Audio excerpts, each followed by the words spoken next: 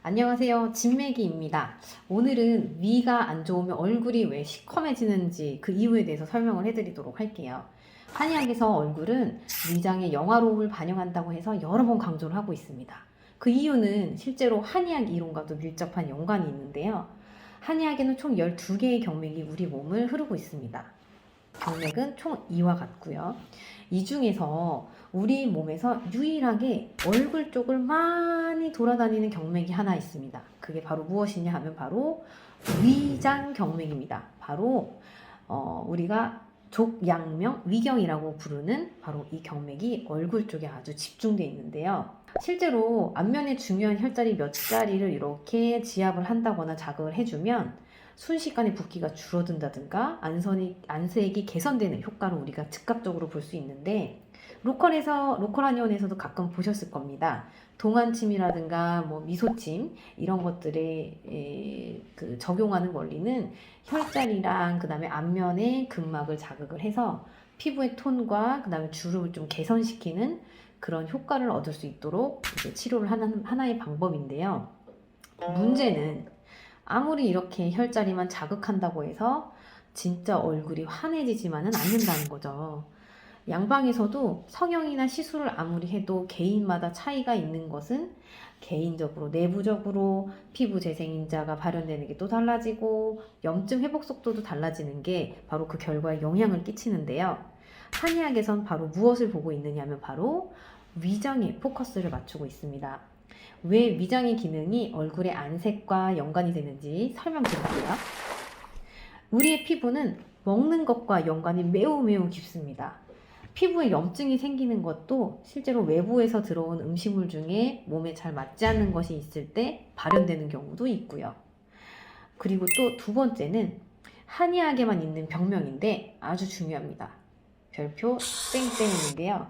자, 바로 담적병이라는 개념입니다. 담적병이란 오랫동안 소화가 되지 않은 것이 오랫동안 쌓여서 몸에 노폐물이 되어 안색이 어두워지고 배에 단단한 것이 만져지면서 어지러움이나 두통 같은 전신 증상이 생기는 것을 일컫는 한의학 병명입니다. 그런데 바로 이 담적병에서도 위장을 얘기할 때 얼굴이 때가 끼는 듯하다라고 하는 이제 담음의 증상을 같이 언급을 하고 있어요. 즉 위장과 얼굴의 색택이 아주 밀접하게 연관된다는 것을 알려주는 대목이죠, 그죠? 한약의 문헌엔 또 이러한 말이 있습니다. 바로 요 말인데요. 바로 맥이 위지위 본이라는 아주 중요한 말입니다.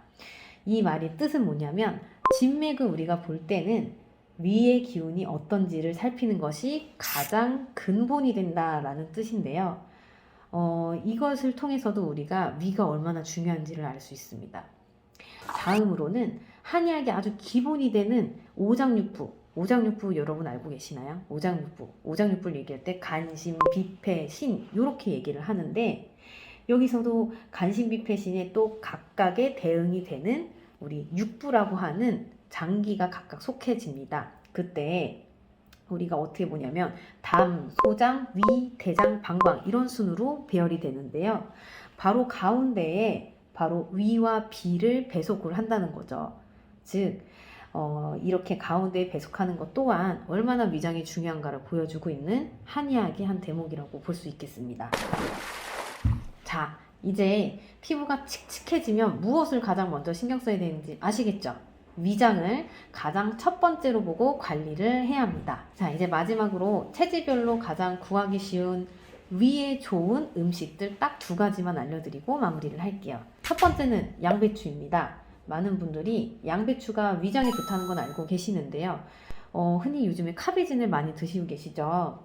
카베진에는 제산제 역할을 할 수 있는 마그네슘이랑 탄산칼슘이 같이 들어있어서 기능성 소화불량이 있으신 분들에게는 오히려 오랫동안 복용 시에 위장장애가 만성으로 진행될 가능성이 있습니다. 두 번째는 바로 생강인데요. 생강이 호흡기에 좋은 거는 많이 알고 계시는데 위장 기능에도 아주 도움이 많이 되는 음식입니다. 한의학서에는 이 생강에 대해서 온위지구라고 해서 위를 따뜻하게 하고 구토를 먹게 한다고 쓰여 있어요.